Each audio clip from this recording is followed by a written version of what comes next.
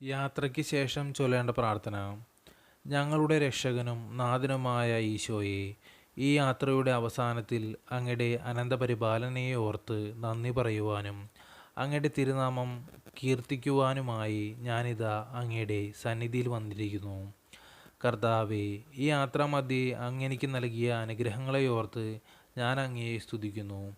ഈ യാത്രയിൽ സംഭവിച്ച എല്ലാ കാര്യങ്ങളും എൻ്റെ ജീവിത നന്മയ്ക്ക് ഉപകരിക്കുമാറാകട്ടെ.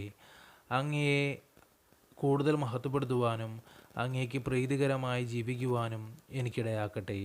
നിത്യം പിതാവും പുത്രനും പരിശുദ്ധാത്മാവുമായ സർവേശ്വര, ആമേൻ. സ്വർഗസ്ഥനായ ഞങ്ങളുടെ പിതാവേ, അങ്ങയുടെ നാമം ഉചിതമാകണമേ. അങ്ങയുടെ രാജ്യം വരണമേ. അങ്ങയുടെ തിരുമനസ്സ് സ്വർഗത്തിലെ പോലെ ഭൂമിയിലുമാകണമേ. അന്നു വേണ്ടുന്ന ആഹാരം ഇന്ന് ഞങ്ങൾക്ക് തരണമേ. ഞങ്ങളോട് തെറ്റ് ചെയ്യുന്നവരോട് ഞങ്ങൾ ക്ഷമിക്കുന്നത് പോലെ ഞങ്ങളുടെ തെറ്റുകൾ ഞങ്ങളോട് ക്ഷമിക്കണമേ. ഞങ്ങളുടെ പ്രലോഭനങ്ങളിൽ ഉൾപ്പെടുത്തരുതേ, തിന്മയിൽ നിന്ന് ഞങ്ങൾ രക്ഷിച്ചു കൊള്ളണമേ.